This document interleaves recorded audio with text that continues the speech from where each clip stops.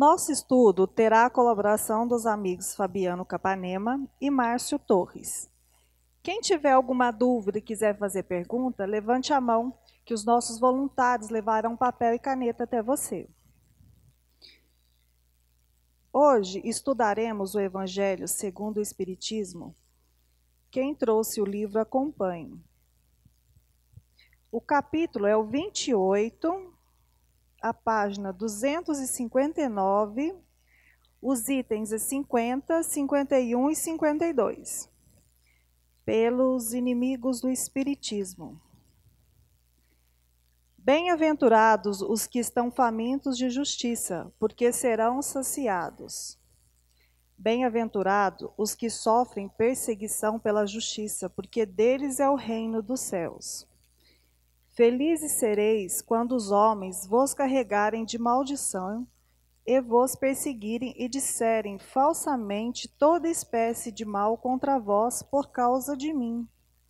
Jubilai-vos então, porque uma grande recompensa vos está reservada nos céus, porque foi assim que vos perseguiram os profetas que foram antes de vós. Não temais aqueles que matam o corpo e que não podem matar a alma, mas temei antes aquele que pode perder a alma e o corpo no inferno. Prefácio. De todas as liberdades, a mais inviolável é a de pensar, que compreende também a liberdade de consciência. Lançar o anátema sobre aqueles que não pensam como nós é reclamar essa liberdade para si e recusá-la aos outros. É violar o primeiro mandamento de Jesus, a caridade e o amor ao próximo. Persegui-los pela sua crença é atentar contra o direito mais sagrado que todo homem tem de crer no que lhe convém e adorar a Deus como o entende. Constrangê-los a atos exteriores semelhantes aos nossos é mostrar que se prende mais à forma do que ao fundo. As aparências mais do que a convicção. A abjuração forçada jamais deu a fé. Ela não pode fazer senão hipócritas. É um abuso da força material que não prova a verdade. A verdade está segura de si mesma, convence e não persegue, porque disso não tem necessidade. O Espiritismo é uma opinião, uma crença. Se fosse mesmo uma religião, por que não se teria a liberdade de se dizer espírita, como se tem de dizer católico, judeu, protestante, partidário dessa ou daquela doutrina filosófica, deste ou daquele sistema econômico? Essa crença é falsa ou é verdadeira? Se é falsa, cairá por si mesma, porque o erro não pode prevalecer contra a verdade. Quando a luz se faz nas inteligências, se é verdade, a perseguição não a tornará falsa. A perseguição é o batismo de toda ideia nova, grande e justa. Ela cresce com a grandeza e a importância da ideia. A animosidade e a cólera dos inimigos da ideia está em razão do medo que ela lhes inspira.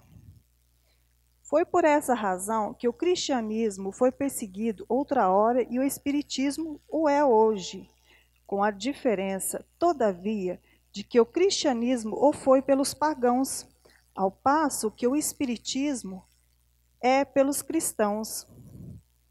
O tempo das perseguições sangrentas passou, é verdade, mas se não se mata mais pelo corpo, tortura-se a alma. É atacada até em seus sentimentos mais íntimos, em suas afeições mais caras,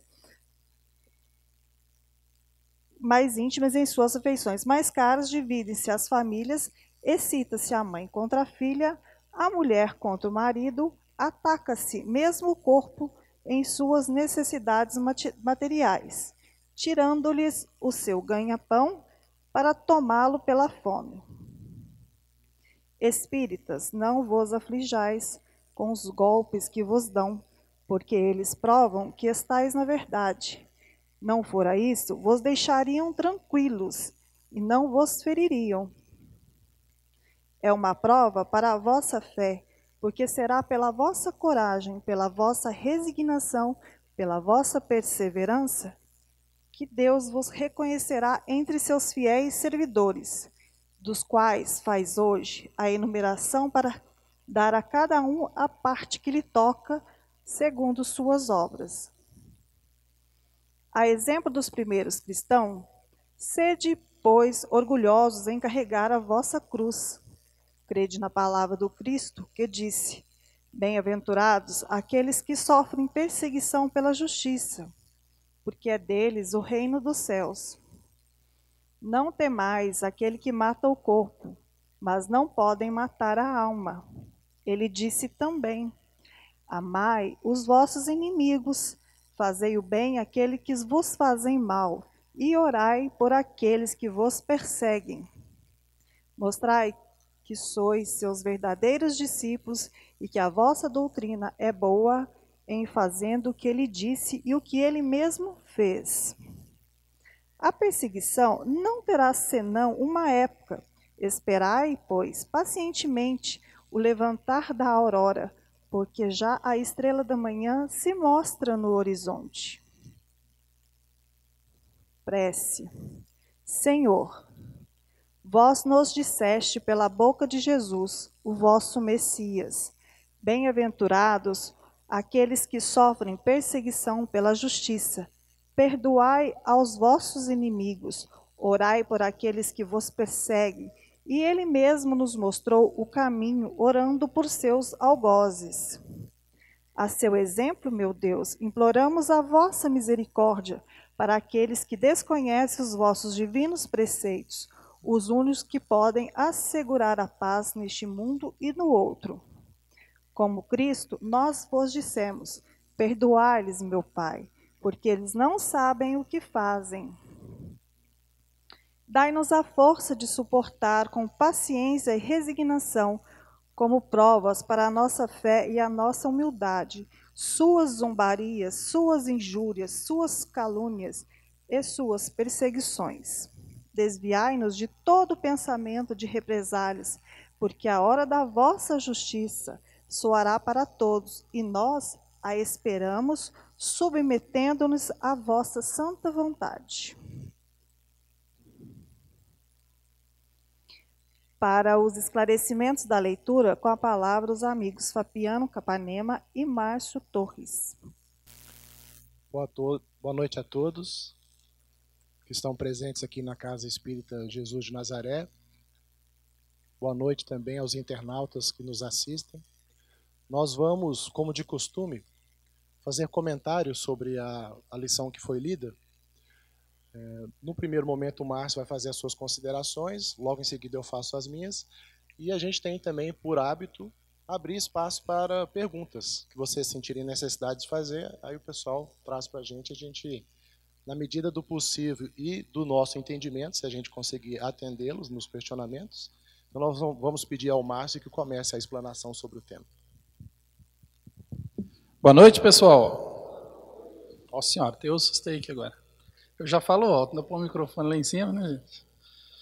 Bom, o que me chamou muita atenção nesse texto, porque quando a gente lê o título, fala inimigos do Espiritismo.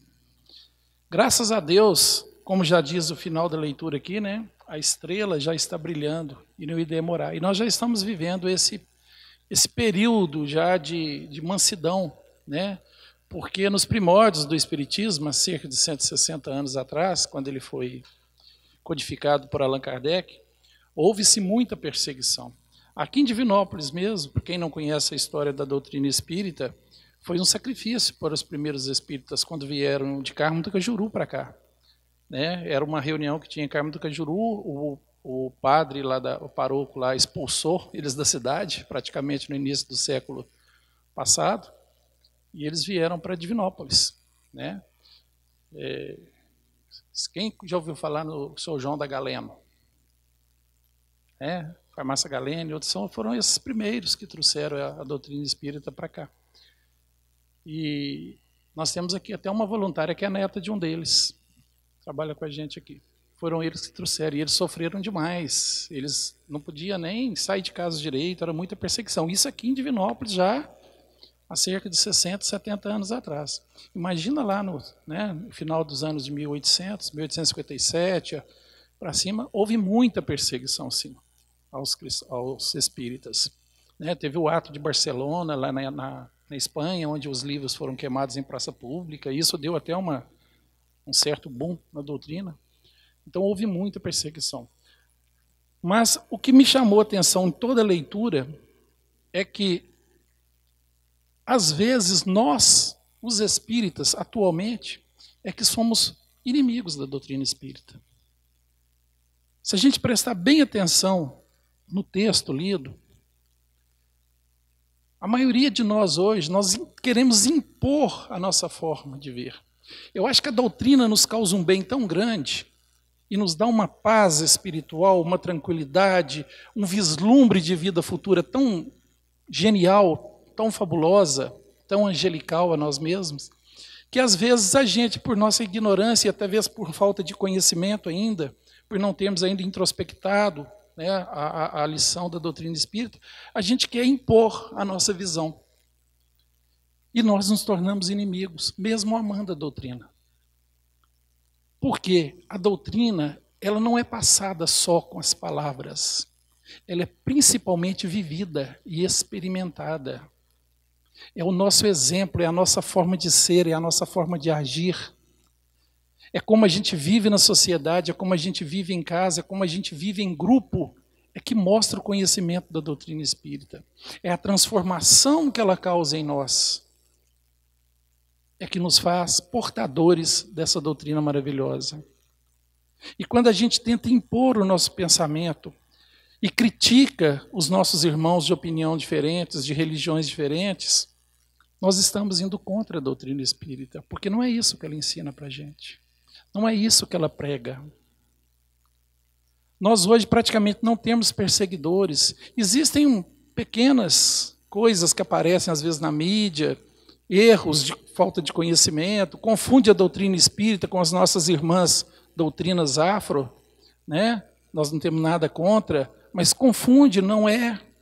Ontem mesmo aqui, Fabiano, teve uma pergunta, pessoa falando assim sobre o espiritismo kardecista. Eu até falei, gente, não existe espiritismo kardecista, existe espiritismo. Não existe kardecismo. Nós espíritas falamos muito isso.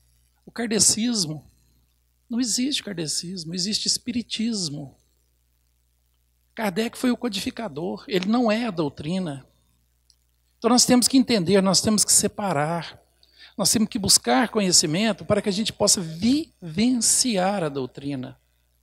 Deixar ela sair de nós, de forma a exemplificar, não combater, não degladiar com aquele que pensa diferente de mim. Porque senão eu me torno inimigo da doutrina espírita. Nós, quando nos colocamos a divulgar a doutrina, a querer aprender e vivenciar, nós temos que primeiro mudar a nossa vida. E é difícil demais. É muito difícil. A transformação sincera, interior, firme, ela é muito difícil. Mas isso não pode nos desanimar, porque nós somos espíritos imortais. E se nós nessa encarnação estamos tendo a oportunidade de conhecer a doutrina espírita, já é um grande passo para a próxima existência. Já é um grande passo para a nossa mudança interior. Ninguém vira santo da noite para o dia. Ninguém vai se transformar de hoje para amanhã. Mas já é o começo. Mas cada esforço que eu faço me leva para frente. E é isso que eu tenho que pôr em mente. Não basta eu dizer, eu sou espírita, eu acredito na reencarnação, eu acredito na imortalidade da alma. Se eu tenho medo da morte, se eu brigo com o meu irmão porque ele me tapeou ou me passou para trás ou quer me dar um prejuízo, se o outro me traiu, se o outro não gosta de mim, se o outro fala mal de mim. E aí? E aí? Se eu não sou satisfeito com o que eu tenho hoje, Se eu não tenho uma casa boa, se eu não tenho um carro bom, se eu não tenho uma aparência boa, se eu não tenho vestimentas boas, se eu não tenho uma boa alimentação, aí eu me revolto. Mas eu sou espírita, mas eu queria. É direito seu. Trabalhe honestamente, lute. Entenda que a existência carnal é fruto dos meus atos passados. E se eu não consigo achar resposta na vida presente, acredite e tenha certeza, é da vida passada. Porque a existência é uma só. Reencarnar não é mudar de postura, de conhecimento, de moralidade e de condição. Reencarnar é trocar de vestimenta. Eu apenas troco a vestimenta, e a vestimenta não sou eu. Então eu trago para a minha atual existência os erros cometidos do passado. E são esses erros cometidos que determinam a minha vida atual. Mas eu tenho o livre-arbítrio de mudá-la, de fazer diferente, de ser diferente. E é justamente nesse ser diferente, independente das tribulações que a vida me dá, é que me faz apresentar uma doutrina. É que faz que eu mostre para o meu irmão a fé que eu carrego. A certeza de que eu sou um filho amado de Deus. De que Deus é um pai de amor, um pai justo, um pai de bondade, de igualdade. Que não há diferença entre nós. A diferença está em nossos atos. E se a diferença está em nossos atos, a minha vida está na palma da minha mão, para que eu reconstrua. E quando eu sou perseguido pelos meus ideais, eu não vou debater com meu irmão. Se eu percebo que ele é uma pessoa rude, se eu percebo que ele é uma pessoa de mente fechada, se eu percebo que ele já tem uma fé, entre aspas, pior que seja, eu simplesmente respeito. Eu não vou ficar discutindo. Jesus falava assim, não jogue pérolas aos porcos. Para quê? Eu simplesmente respeito. É a situação evolutiva do meu irmão. Então eu simplesmente respeito. Como eu quero o respeito dele também, pela minha. Mas se ele não entra nesse campo do respeito, eu me calo. Eu me calo. Às vezes o silêncio é a melhor resposta. Às vezes o silêncio é a melhor maneira de eu mostrar a minha fé. Porque quando eu me calo diante de uma agressividade, eu estou mostrando a minha fé. Quando eu me calo diante de uma agressão física, eu estou mostrando a minha fé. Eu não estou falando aqui para me apanhar de marido, não, gente. Maria da Penha está aí, ok? Mas é no sentido de não reagir da mesma sintonia.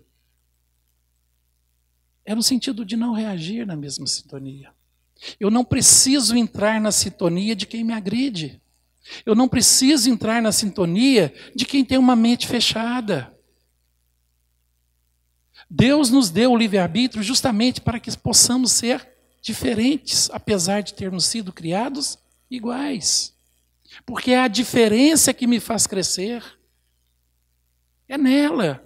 A beleza está justamente em vencer a dificuldade. Imagina que monotonia seria a vida se ela fosse só fácil. É tão bom quando a gente conquista algo com o nosso esforço, não é? É tão gostoso, parece que enche a gente de energia, de esperança, de gratidão, de sensação de bem-estar, quando nós conseguimos um objetivo, quando nós atingimos o nosso ideal. Se fosse tudo muito fácil, não teria graça. E não é fácil justamente porque eu me tornei difícil, fui eu. Então, vamos pensar muito bem em sermos amigos da doutrina espírita, principalmente nós que estamos nessa casa e em todas as outras casas espíritas. Hoje nós somos apenas 7% da população mundial espírita. Mas esse 7% um dia, se Deus abençoar, e vai abençoar, porque esse é o objetivo, seremos 100%. E aí a doutrina não se chamará mais doutrina espírita, se chamará amor, porque é assim que foi dito. Mediante o que o Márcio expôs, nós vamos fazer alguns comentários aqui complementares, relendo trechos do livro, partes, pequenas frases do livro O Evangelho segundo o Espiritismo e também do Livro dos Espíritos. De todas as liberdades, a mais inviolável é a de pensar, que abrange a de consciência. Então, independentemente de religião, é o que você estava expondo para a gente, não importa denominações religiosas, de fato. Porque quando Cristo esteve entre nós, ele não instituiu uma religião.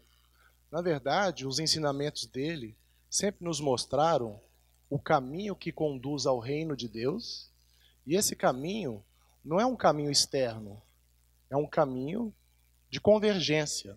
A própria palavra já diz, nós temos que convergir para dentro de nós mesmos e trazer da nossa essência, que em essência todos nós somos bons, somos perfeitos, não estamos.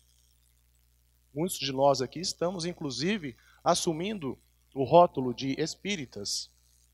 Mas, daqui a alguns séculos, nós estaremos herdando novamente a Terra, como Cristo falou, nós estaremos com a anuência dele reencarnando novamente no planeta Terra.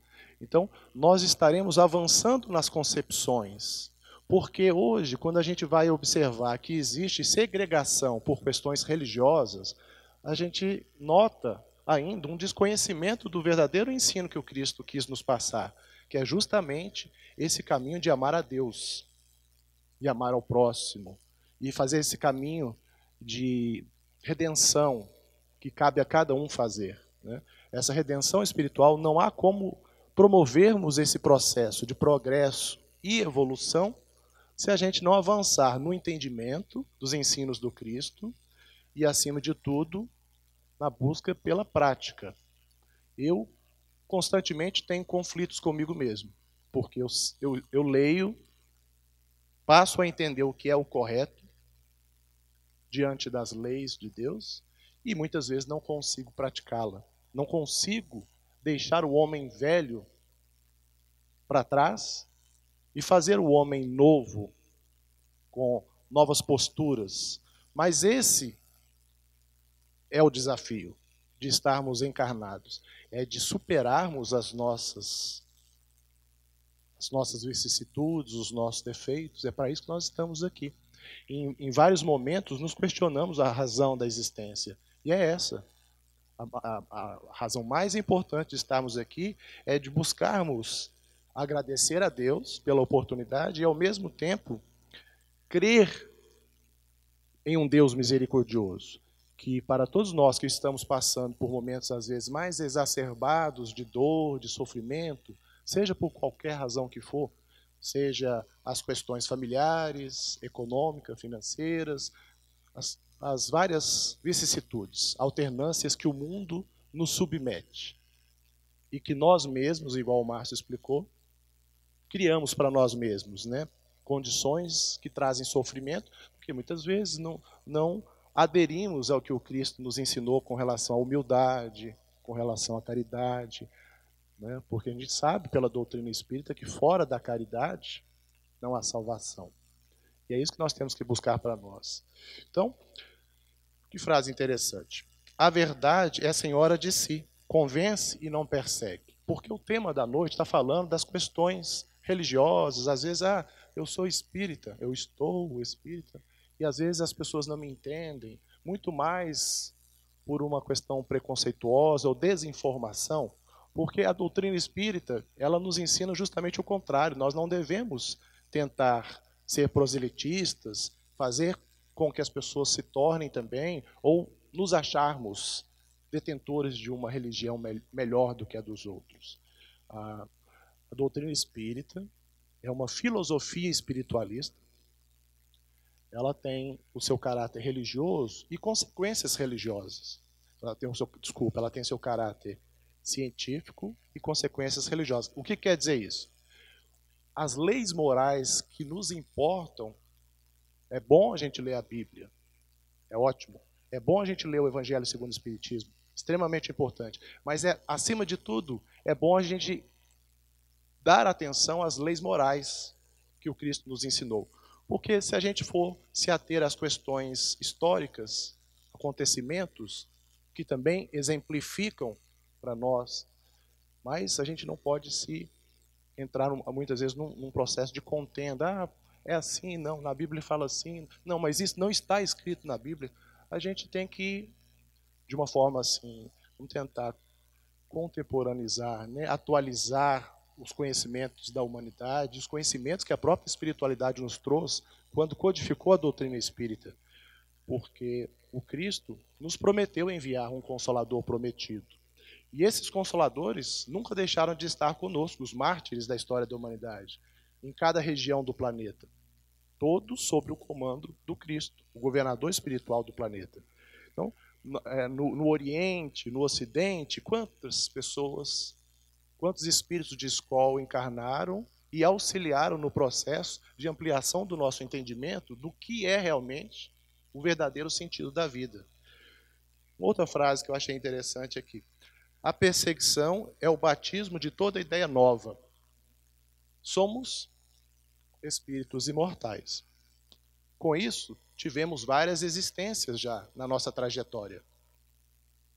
Milhares de existências.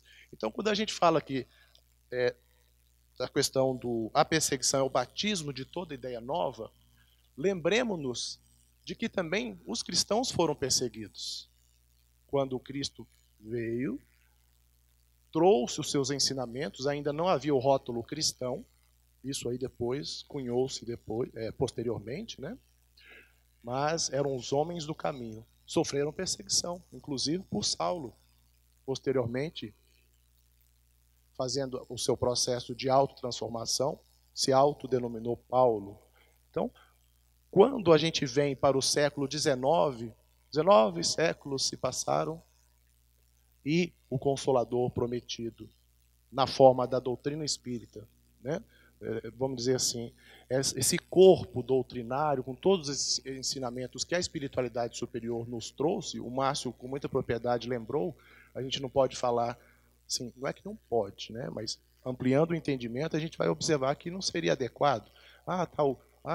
Kardecismo, é porque o sufixo ismo significa oriundo de. A doutrina espírita, ela não veio de Kardec, veio por ele. Ela veio dos espíritos, por isso que espiritismo. Ah, mas você é espírita de mesa branca, você é kardecista. Não são termos adequados se a gente for analisar isso. Porque Kardec teve um papel preponderante, muito importante, mas ele foi codificador. A doutrina veio através dele, como um pedagogo excepcional que ele era na época dele. Continua sendo, mas naquela época ele já era uma pessoa ilustre na França. Então, quando a gente avança aqui um pouquinho mais na leitura do tema, assim, lança-se a desunião nas famílias, muitas vezes, por as questões religiosas. Olha como que a gente tem que parar com isso. Outra situação que é desconfortável entre amigos, entre colegas de trabalho, familiares, é você querer ser o dono da razão. Nós que estamos estudando a doutrina, o Márcio, gostei quando ele falou isso, às vezes a gente pode se achar mesmo. Agora eu estou sabendo mais sobre esse negócio de espírito e tal. Mas, na verdade, não importa o conhecimento. O conhecimento, qualquer um de nós pode se lançar no estudo das obras basilares, nas obras complementares, né, contemporâneas, e a gente vai ter conhecimento. Mas o mais importante para evitar essa desunião por contendas religiosas é que a gente avance na conscientização do processo, da nossa condição de espíritos, na nossa condição de mortalidade, na nossa condição de ceareiros que devem colaborar na obra do Cristo. Porque foi isso também que ele pediu. Ele falou assim: ninguém vem ao Pai senão por mim. Eu sou o caminho, me siga. Eu sou a verdade, eu sou a vida, vivida em abundância. Então, assim, é esse que é o ponto. A gente buscar o conhecimento, que o progresso acontece sim no campo da intelectualidade, da racionalidade, mas, acima de tudo, buscar o progresso moral para conseguirmos atingir uma evolução paulatinamente. Aqui. A exemplo dos primeiros cristãos, carregai com altivez a vossa cruz. Está vendo? É um esforço próprio que cada um deverá empreender, mas também lembrando de que, se não fizermos isso que nós estamos fazendo hoje, o que nós fizemos? Vocês se predisporam a sair de casa para poder chegar na casa espírita, trocar ideias. Essa reunião dessa noite é interessante porque ela é interativa. A gente pode fazer perguntas, a gente pode debater, a pessoa pode, de repente, eu queria que você complementasse esse raciocínio. Então, essa interação é uma ajuda mútua. Quando o Márcio me convidou, Fabiano, vai lá e fala sobre esse tema. Eu vou estar com você falando. Eu achei ótima a oportunidade, porque quando o desafio vem, você tem que estudar. E o primeiro beneficiado é justamente a pessoa que estuda. Mas, se eu não conseguir colocar em prática o que eu estou estudando, o que eu estou falando aqui, aí eu vou ser comparado a um hipócrita. E o hipócrita é aquele que fala e não faz. Mas não é que eu vou ser punido por Deus, porque Deus a ninguém pune. Eu vou me cobrar depois, no meu processo de consciência, porque o tribunal divino está escrito na minha consciência. Então, toda vez que eu me preparo para vir falar, eu penso, puxa vida, não é fácil não. Cheio de erros, cheio de defeitos, não consigo ainda superar, mas eu vou falar, porque assim, às vezes, eu consigo mudar pouco a pouco. Então, o objetivo nosso é esse. Amai-vos uns aos outros e sereis felizes. Foi isso que o Cristo nos diz. A verdadeira felicidade está na prática do bem, não na posse das coisas. E amai-vos, como o Cristo nos ensinou, a Deus acima de tudo, em agradecimento por tudo que Ele nos dá, e ao próximo. Porque quando a gente faz essa prática do bem, eu vou me tornando cada vez mais feliz. Porque eu vou despertando essa consciência de redirecionar. Opa, estou desviando do caminho de novo. Não, vou voltar para cá. É isso. O sofrimento, muitas vezes, faz a gente voltar para o caminho. Não é ainda o que vai nos fazer evoluir, mas faz a gente redirecionar as nossas, vamos dizer, as nossas prerrogativas, as nossas prioridades, metas e objetivos para essa vida. Então, como espíritas, a gente deve buscar isso, sempre, todo dia, ser um pouquinho melhor do que no dia anterior. Então, como de costume, a gente vai passar agora, já está no momento certo, né, Márcio? A gente vai passar para o momento das perguntas e a gente vai atendê-los aí na medida da nossa capacidade. Muito bem. Tem uma aqui já, fala assim, ouvi dizer que os espíritas são os trabalhadores da última hora. Por quê? Tem uma obra, agora me fugiu, não sei se é de André Luiz ou Emmanuel, me parece que é Emmanuel, que ele fala o seguinte, que nós, espíritas, somos aqueles que já tivemos contato com a verdade do Cristo em vidas passadas e fracassamos. E nos foi dado mais uma oportunidade de estarmos aqui para vivenciar essa doutrina de uma forma mais intensa e levar ela adiante. É a última hora nossa. É a última oportunidade nossa. Tá? De mostrar a nossa verdadeira regeneração, o nosso verdadeiro entendimento, a nossa verdadeira mudança interior, para que nós possamos ser merecedores de retornar ao orbe terrestre numa próxima oportunidade de reencarnação. Então é por isso que nós somos considerados, pela doutrina, os trabalhadores da última hora. Não como mérito, mas como compromisso. Tá? Porque ser espírita, vamos entender, é compromisso comigo mesmo. Cada um tem um compromisso consigo mesmo, da mudança interior e com a obrigação de levar isso ao próximo, porque não tem como eu mostrar, provar, vivenciar as mudanças que eu consegui fazer em mim, se não for através do meu próximo. a necessidade do próximo na nossa vida, independente de quem ele seja, e quanto mais difícil, mais mérito eu terei, é que mostra a minha condição de trabalhador de última hora. Vai lá, Fabiano. Tem uma outra pergunta que é o seguinte: o que o Espiritismo diz sobre a procrastinação e a falta de empatia atualmente nas pessoas, com toda essa tecnologia? Bom, a espiritualidade, ela nos acompanha a todo momento, nos inspirando bons pensamentos.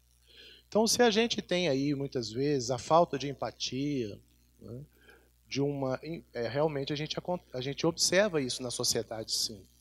Muitas vezes, essa busca pela satisfação na posse, a busca desenfreada pela tecnologia, a tecnologia é super importante, quando bem utilizada. As redes sociais, por exemplo, algumas pessoas até falam, ela afastou quem está perto e reuniu ou aproximou quem está longe. É um recurso tecnológico. Mas a forma que nós podemos nos vigiar para utilizá-la seria justamente nos momentos de reunião de família, que a gente estiver ali tomando café, né, em vários outros momentos, destinar um horário adequado. E a espiritualidade, a doutrina espírita é uma doutrina progressista e progressiva. Ela está sempre se adaptando, né? Ela está avançada que ela foi nas suas concepções do século XIX e ela está sempre modernizando, porque ela acompanha o avanço científico da humanidade. Aliás, o que há de mais superior está no plano espiritual. Quando a humanidade atinge um estado de maturidade suficiente e nós nos esforçamos para buscar esses avanços, há esse momento de inspiração por parte dos espíritos superiores, então essas tecnologias vão se ampliando.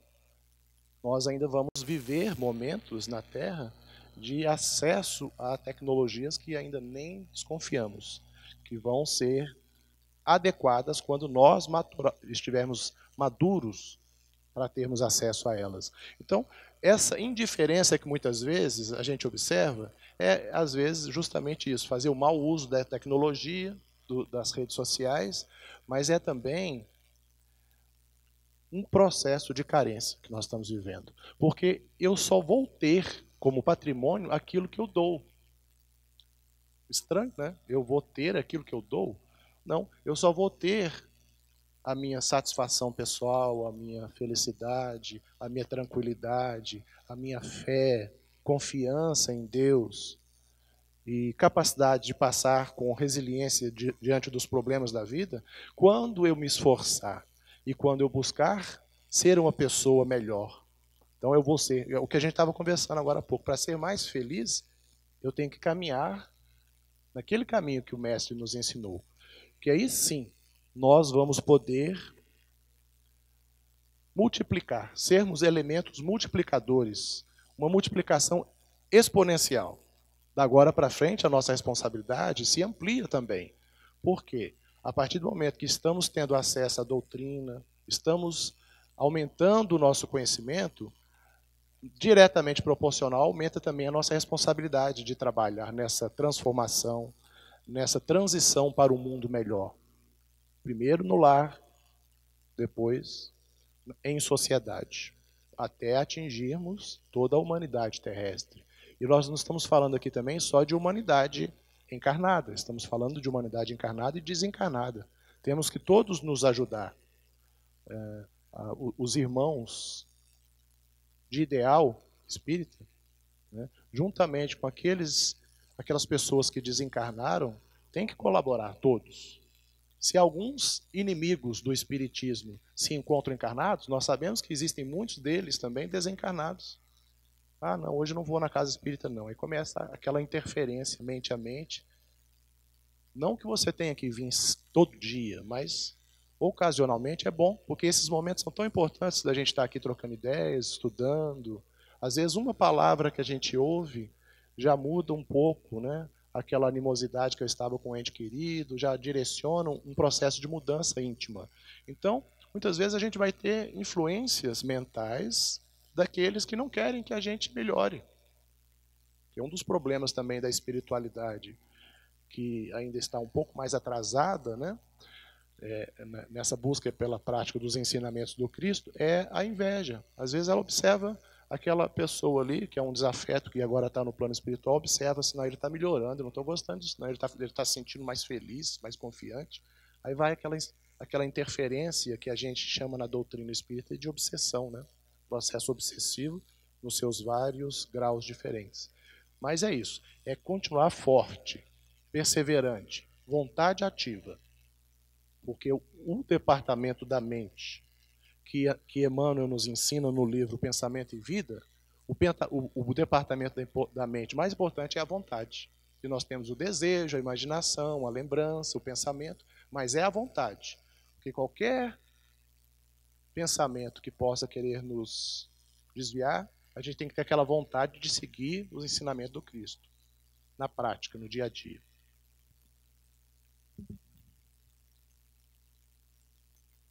Opa.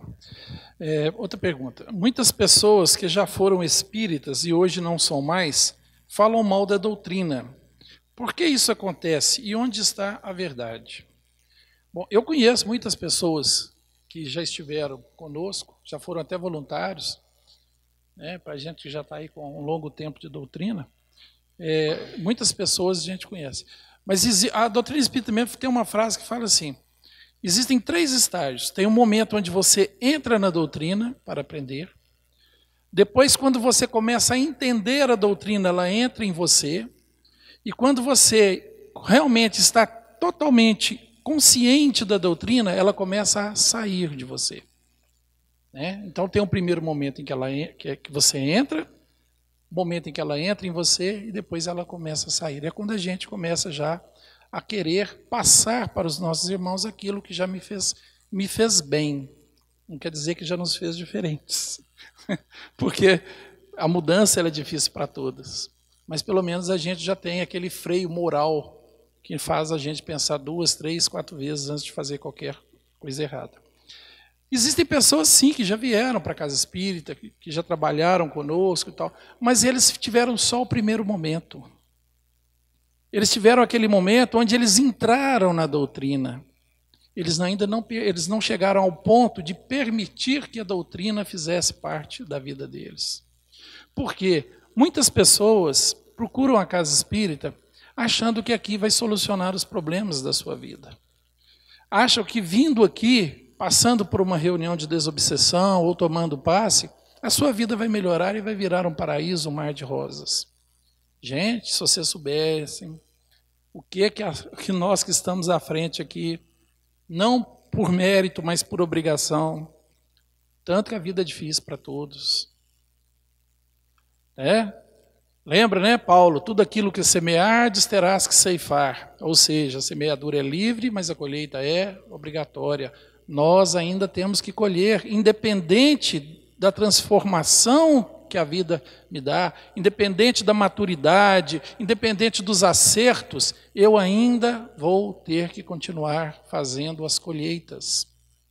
E as pessoas não entendem isso, elas vêm para a casa espírita achando que aqui vai mudar a sua vida, que então sua vida vai ficar boa, que vai ser um mar de rosas, que já não vai ter briga, que não vai ter problema, que não vai ter problema financeiro.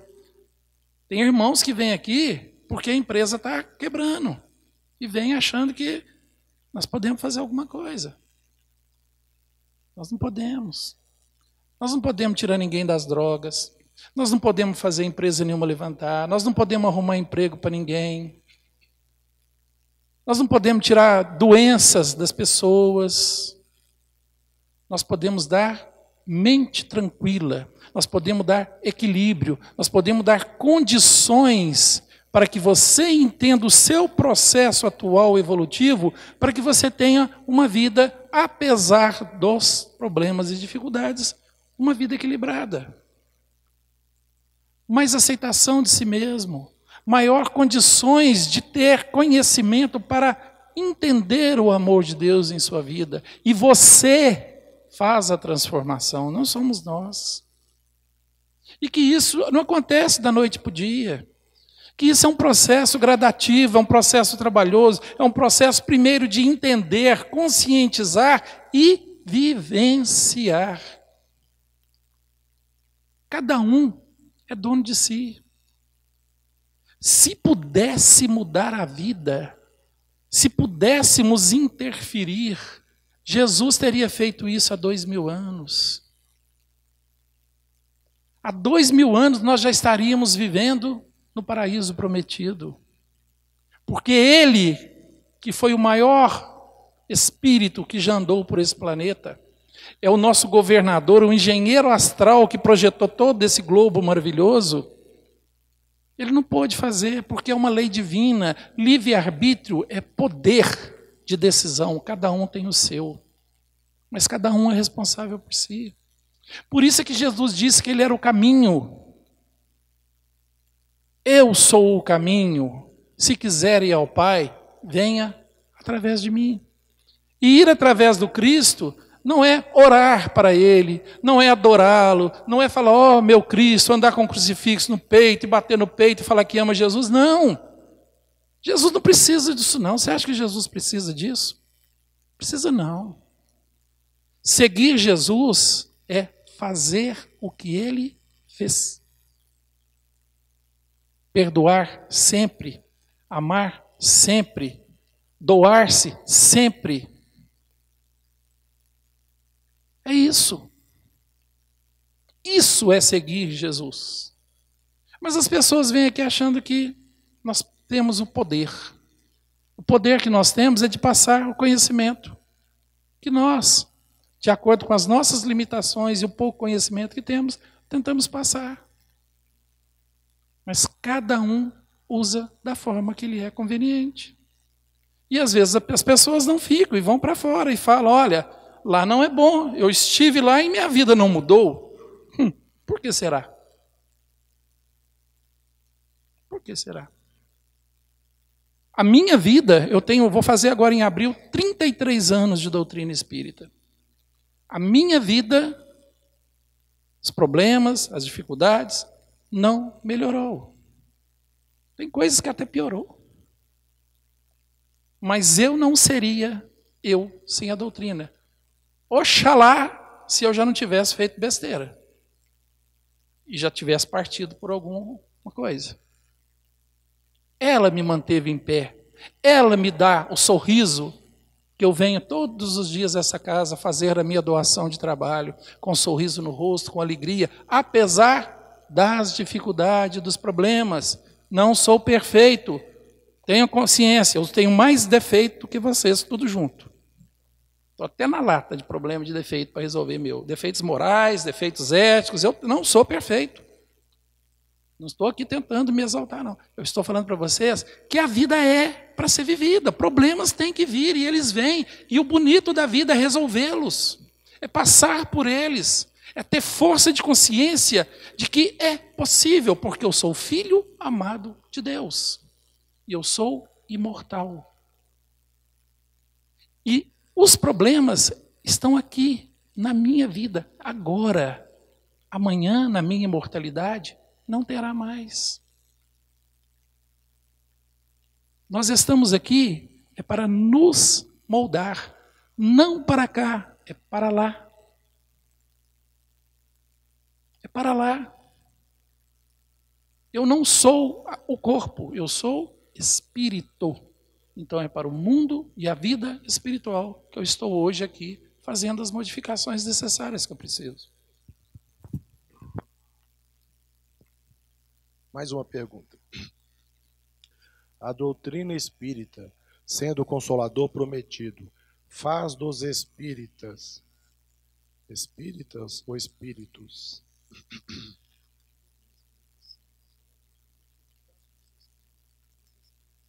Espíritas. Dos espíritas terem direito ao paraíso? Era o que o Márcio acabou de falar aqui, ó. Onde o nosso mérito pelo esforço na busca pelo progresso? Porque paraíso, a gente havia comentado também na questão da consciência, né? O tribunal divino está escrito na consciência de cada um de nós. Então, céu e inferno e paraíso, e purgatório, e umbral, são teoricamente, locais físicos, mas não é isso de fato.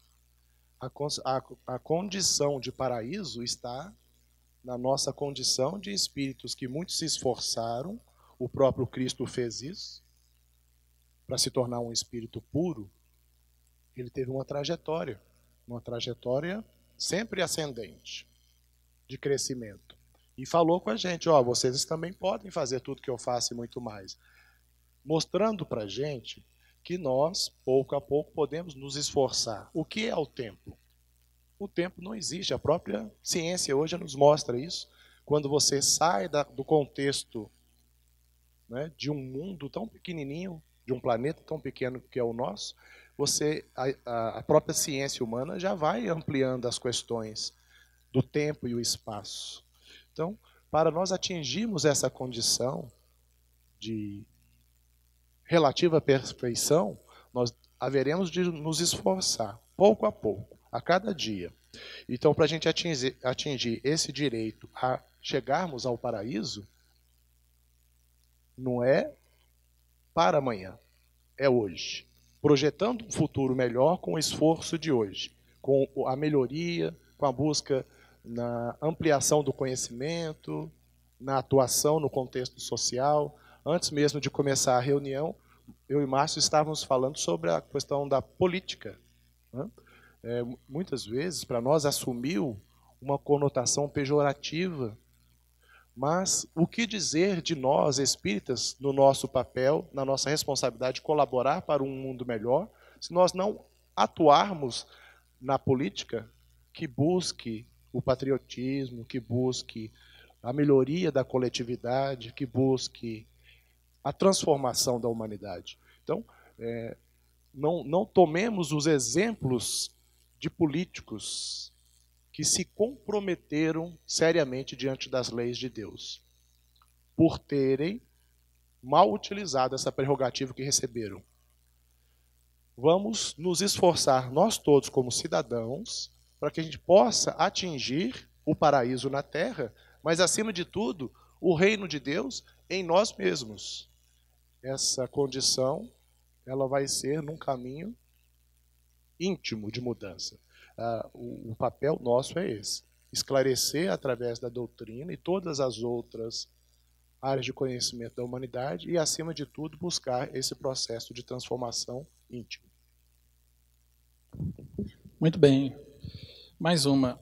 O que devemos fazer quando familiares, amigos e até mesmo meios de comunicação falam contra o espiritismo e, na maioria, parte são mentiras? Bom, primeira coisa, eu acho que isso já foi até respondido durante o nosso debate aqui. Nós não devemos reagir contrário ou agressivo, né? Eles têm o direito de pensar contrário a nós, né? Se os nossos familiares não aceitam a doutrina, ou porque confundem ela, ou por desconhecerem, ou por serem de outras religiões que até proíbem, né, a doutrina espírita, infelizmente ainda tem isso, a gente simplesmente respeita. Eu já tive fazendo acolhimento de pessoas que falaram assim: se o meu pai e minha mãe imaginar que eu estou aqui, Nossa Senhora, como é que eu vou fazer o culto em casa? Eu falei assim: pega a Bíblia deles e faz com ela. Chama eles, vamos fazer uma leitura aqui do Evangelho de Jesus? Pega a Bíblia deles. É assim. Nós não devemos reagir contra ela, nós devemos respeitar. Às vezes, a nossa mudança, a nossa forma de pensar, a nossa forma de agir, a nossa forma de vivenciar dentro do ambiente doméstico é que vai mostrar para eles que tem alguma coisa de bom naquele lugar. Isso aconteceu comigo. Eu nunca tive represárias em ser espírita. Eu fui o primeiro espírita de toda a minha família, tanto dos irmãos do meu pai, meus primos, eu fui o primeiro. Minha mãe falava assim: lá vai, né? Lá vai naquele lugar lá, aí balançava a mãozinha assim, né? Como se fosse, eu falei assim: vou sim, mãe. Aí eu comecei a vir. E eu fui um adolescente extremamente rebelde, até hoje, né? Eu fui extremamente rebelde. Por vários motivos eu tive muita rebeldia, muita agressividade na minha adolescência. Mas daí então, as coisas foram acalmando. E eu tinha os meus livros que eu deixava lá no meu criadinho mudo, no meu quarto. Com o passar do tempo, eu fui descobrir disso há muitos anos depois, minha mãe falou comigo assim: pela sua transformação, eu comecei a ler seus livros escondido. Eu queria saber o que estava acontecendo com você. A minha rebeldia simplesmente foi embora. Aquele filho agressivo, aquele filho rebelde, foi acalmando, começou a sorrir mais, a viver melhor. Ainda tem muita rebeldia ainda, porque ninguém muda, né, gente? Ainda tem meus karmas. O Sérgio mesmo é um que me chama atenção direto ali, né? Tem muita coisa ainda. Mas a transformação que a doutrina faz na vida da gente, ela chama atenção. Então, quando as pessoas não aceitam, dê um sorriso. Eu te respeito, meu irmão. Você tem todo o direito de pensar contrário a mim. Tudo bem, maravilha, tal. Se precisar de alguma coisa, eu estou aqui. Para que eu vou tentar impor? Para que eu vou tentar falar com ele assim, não, você que está errado. A sua doutrina te pede dinheiro, a sua doutrina te explora, ou a sua doutrina te coloca uma viseira de mula e você só enxerga nessa direção, e isso não é certo, porque Jesus é assim, assado, porque a sua igreja é assim. Não. Você está feliz lá? Estou. Então é lá que você tem que ficar. Eu estou feliz onde eu estou também, então vou ficar lá. E a gente vai andando junto. Beleza? Beleza. Não vou discutir, não vou brigar. Para quê? Se não aceita, é direito deles. Da mesma forma que eu quero que eles me aceitem na minha, eu tenho que aceitá-los na dele. Mas eles não me entendem, então entenda você a eles. Olha que maravilha, você já está um passo além. Agradeça a Deus. E vamos tocar a vida. Eu acho que acabou. O Sérgio já está ali me olhando. Eu agradeço a vocês a paciência, o carinho, aos nossos amigos internautas. Muito obrigado pela oportunidade, que Deus nos abençoe.